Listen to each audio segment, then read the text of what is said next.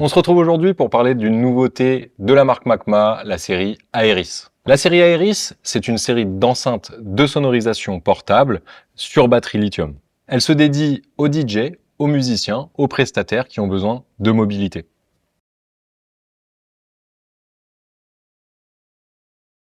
Alors concrètement, la famille Aeris, c'est quoi?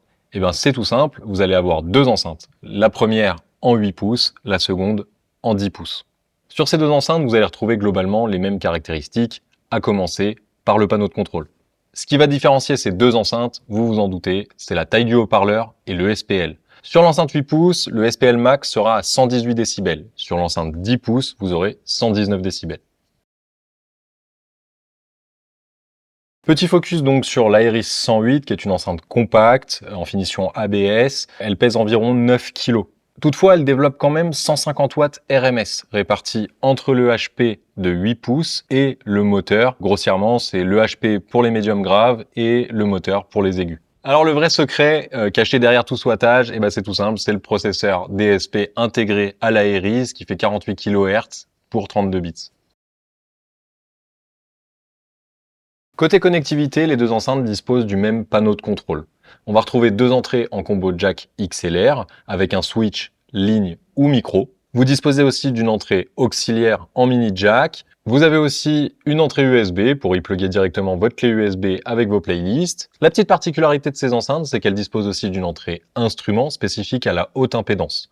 Elles disposeront aussi de leur propre bouton de volume. Et comme toute bonne enceinte de sonorisation qui se respecte, évidemment, vous disposerez d'un mix-out pour linker plusieurs enceintes. Elle dispose aussi de la technologie TWS qui permettent de linker deux enceintes du même modèle en sans fil. Attention toutefois quand vous utilisez le système TWS, lorsque vous avez une source audio qui est branchée sur une des entrées, il faudra forcément lier l'autre enceinte avec le mix-out pour pouvoir entendre le son sur les deux enceintes. Le petit plus de ces deux enceintes, c'est la disponibilité d'une prise USB-C uniquement dédiée à la charge d'un lecteur ou d'un téléphone.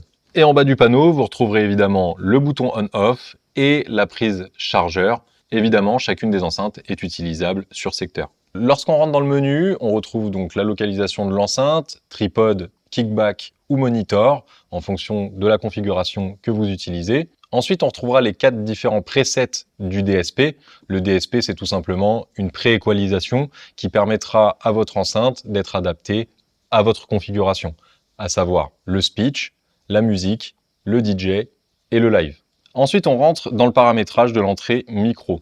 Donc vous allez pouvoir retrouver la gestion de la reverb, le feedback kill ou l'anti-Larsen, le shunning qui est grossièrement l'anti-bruit, ensuite la gestion des aigus, des médiums et des basses, et pour terminer, la gestion de l'alimentation fantôme en 48 volts. Ensuite, on rentre dans le paramétrage de l'entrée guitare, où vous allez retrouver un chorus, une auto-wah et une équalisation tri-bande, à savoir aigu, médium et basse. Quatrième menu, le menu Music In. Vous allez y retrouver la gestion du Bass Boost pour activer un peu plus de basse, le Voice Cut, la musique 3D, les aigus, les médiums et les basses. De retour dans le menu principal, vous trouvez donc l'activation ou non du Bluetooth. Pour information, ces deux enceintes disposent aussi du Bluetooth 5.0. C'est pourquoi le prochain menu est la gestion de l'activation du Bluetooth.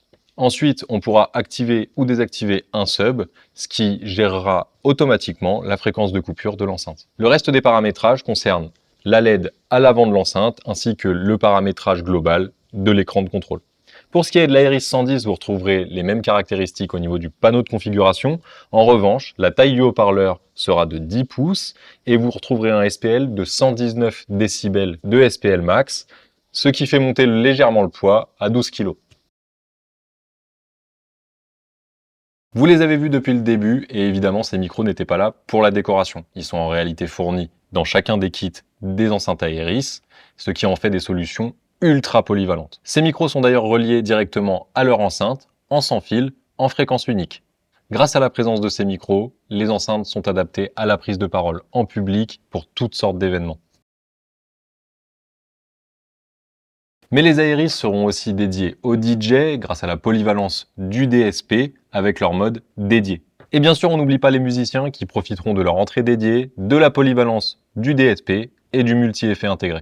Le design épuré des Aeris s'adaptera à toutes les configurations en position penchée comme un retour de scène, en position horizontale grâce à leur pan coupé, mais elles pourront aussi être disposées sur des pieds d'enceinte en 35 mm grâce à leur puits disponible sous l'enceinte. Pour finir, l'autonomie de la batterie est d'environ 5 heures en pleine utilisation. On arrive tout doucement à la fin de cette présentation de la nouvelle série Aeris. Toute l'équipe Macma espère que ces nouvelles enceintes vous plairont et qu'elles accompagneront la totalité de vos événements. Et quant à moi, je vous dis à bientôt pour une nouvelle présentation.